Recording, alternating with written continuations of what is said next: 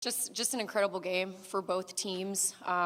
Two really great teams that just play incredibly hard and have battled every time we've seen each other. And I'm just so proud of our team for their resilience, their gritty, tough-minded. I mean, just everything that you would want in a team. We got to have that today, and I just couldn't be more proud. Questions for our student athletes. Front row, left side. Jacob Hunter with the Oklahoman. Terryn, walk us through the last play and then what's going through your mind as the ball sits on the rim for 2 seconds or whatever. It was a clear-out play for me going to the right. I knew that they were going to help in. As far as the shot, it was a crazy shot. I felt like the ball was on the rim for a good 5 seconds. It felt like time just stood still for a second. And then it rolled in, and the rest is history. It's crazy. Second row, inside aisle. Eli Lederman, Tulsa World. Terryn, I'd like to ask is if you can recall a shot of yours that hung on the rim that long, and then after that, a lot wasn't going right for you guys, shooting, turnovers. Where or what flipped for you guys in that fourth quarter?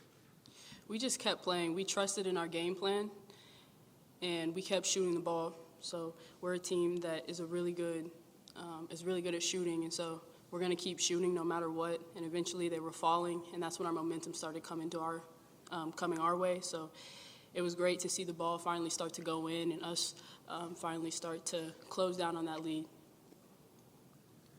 Taylen, Ben Hutchins with the Ocali. I have a couple questions for you. The first one, it looked like you were right underneath the rim and the ball there at the end. Did you think he was going to go in? I was believing that was going to go in, but if it was going out, I was gonna try to get up there and tip it back in. It was going in one way or another. And I mean, before the team really got going at the end of the game, Taylen, you kind of really were the only consistent source of offense. How did you kind of manage that stretch? And maybe with Claire, not being able to play today, how did you go into this one with your role? I was just trying to do whatever I could to keep the momentum going and kind of pick up that slack when my team needed me to, especially grabbing anything that I could and trying to kick it out to our shooters and get them going as well. So, staying on the left side, second row. Terryn, Davis Cordova with the Ocali. I mean, how big is it for you knowing to get a clear-out play, down one, in a big game like this? How big is it for you to get that trust from the coaches? It's huge. The coaches trusted me. My teammates trusted me. In the huddle, they all knew what time it was, and they wanted me to have the ball in my hands, and that means the world to me. And so that gave me all the confidence in the world to go out there and knock down the shot. So it's huge. Question on the back, riser. Holden Kruzmark, Oklahoma's News 4. Terryn, your family has pretty good basketball history. Do you think this is the best moment, That's a good question. My little brother, he's doing his thing. As we all know, Shake, he does his thing, but I would say this is number one. And he would probably say the same thing. Any other questions? Oh, front row, left side.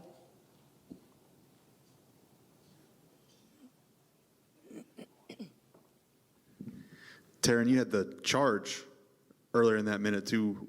How much was this a moment you wanted redemption for that? I forgot all about that. Honestly, you can't hang your head on plays like that, especially when the game's so tight and it's all going to come down to one play anyway. If I were to hang my head on that play and let that get into my head, I wouldn't have been able to knock down the shot at the end. So that was out of my head, especially when we got the stop and I knew we could have one more chance to score. That was out of my head.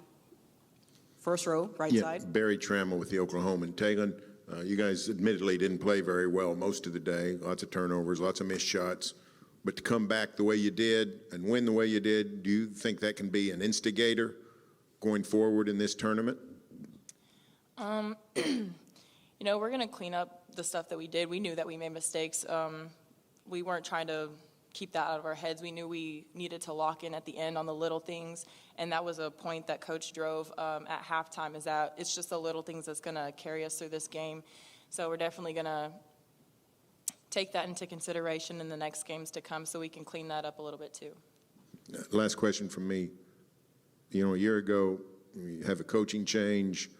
don't have a lot of players returning. Did you have wonder about what's going to happen? What's the future hold? And from there to now, and looking what you guys have done with this new roster, could you believe that you'd have this kind of transformation? No, I mean, it's kind of unreal because we came into this year with a bunch of girls that we had no idea, had never even met. And so to be as connected as we are, to be as focused as we are, it's really amazing. Our student athletes are free to return to the locker room. The Oklahoma State locker room is open. Questions now for Coach Hoyt.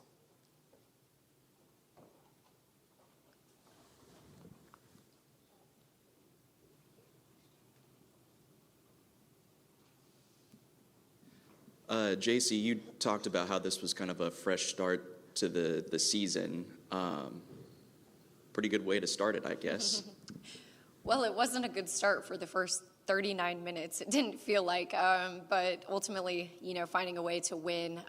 It's the momentum that we were looking for, and can't think of a more dramatic way to get that momentum. It's not really how I would have liked to get it, but we'll definitely take it. But, we were able, because of what we've been able to do all season, we were able to have a sense of freedom knowing that we didn't have to win that game to ultimately play in the tournament. But we knew that we were playing for a lot, and momentum was one of those things. Respect was another one of those things, and I think we got both of those.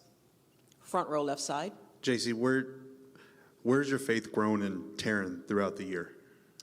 Well, Terryn's been doing stuff like this all season long, and I've just been the most blessed coach because it's not very often that you have a team that, in situations like that, you can put the ball in multiple players' hands. But I felt like Terryn was just in a really good headspace, and her length is something that really makes it hard for people to guard.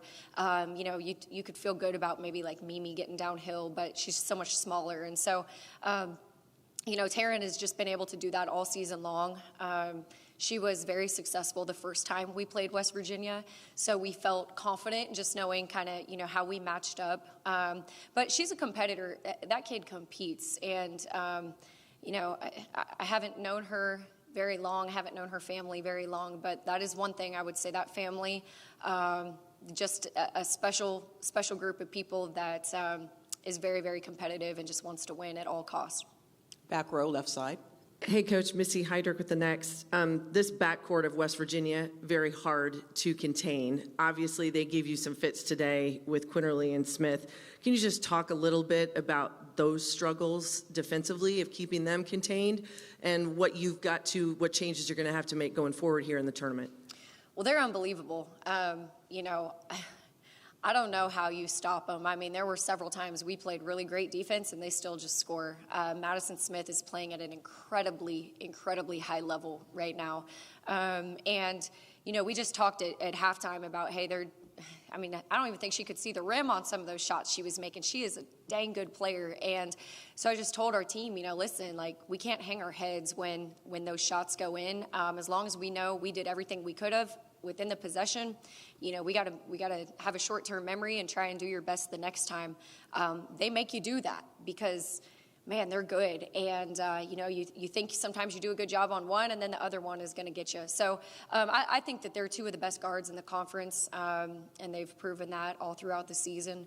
And then I think that as far as moving forward, I'm not sure who we're going to play, but it's two very different styles, and so I'm not sure that we're going to have to game plan the way that we had to game plan for them.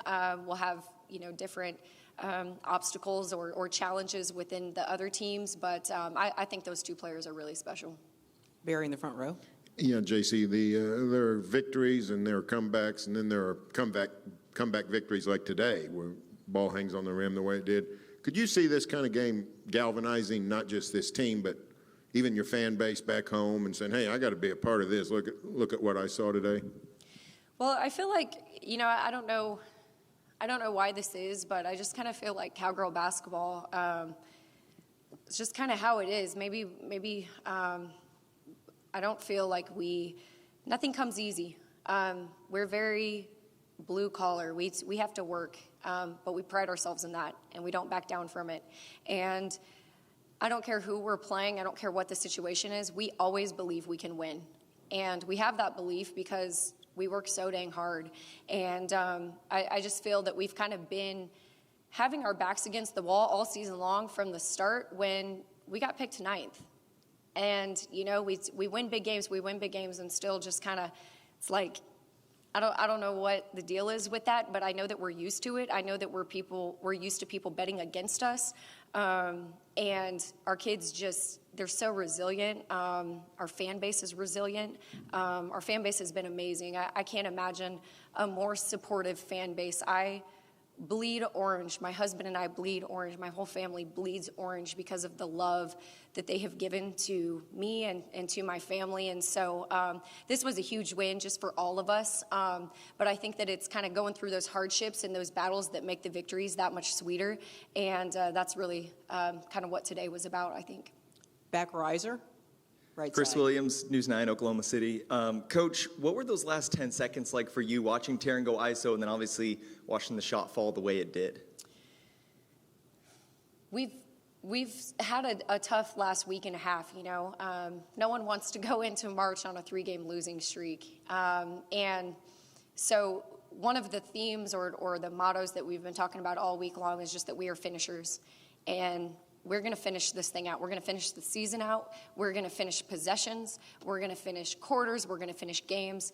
And I was really able just to go into that last timeout and say, okay, we're finishers. This is what we've been saying all week long. And our kids responded really well. I loved our team's response when I said, Terryn, we're going to you. I love Terryn's response. And this team is special. I just couldn't be more proud of them. Front row, right side. Yeah, Marshall Scott with PFB. What went in the decision? I think it was 13.3 left to hold for a final shot. And then also if you could just give us an update on Claire. Well, I felt like we were able to get stops, right? So, we held them to 8 points in the fourth. And so I had the confidence in us offensively at that point to let's hold and not give them another opportunity. Again, I think it just goes back to finishing and the confidence that I had in them to finish it out. And, we set the time that we wanted to go at. Felt like that gave us enough time to score it and not give them the ball back, but also to give us, an opportunity at a tip-in if we needed to offensively. Front row, left side. Coach, you've played West Virginia 3 times now. Do you believe they deserve to be in the NCAA tournament, and if so, why? Well, I said it before. I do believe that. I do believe that. I think that, they're playing their best basketball right now. And we've been able to see their momentum and what they've been able to do against, the top teams in our conference. I think who wouldn't want to watch those two players in Quinterly and Smith? I mean, my goodness, they put on a show. You want to talk about ratings and women's basketball? Watch those two. They're phenomenal. And I just think that, with the way that they finished in conference and the way that they're playing right now, I'm not super into the net and all that stuff. I probably should be better. But I just think that with the momentum that they have and the way they're playing right now, I think that they're a team that should still be able to play in March. Second row, left side. Jacie Taylen today pulled down 15 rebounds, 6 of 9 from the field. How important was she today to the win? She was phenomenal.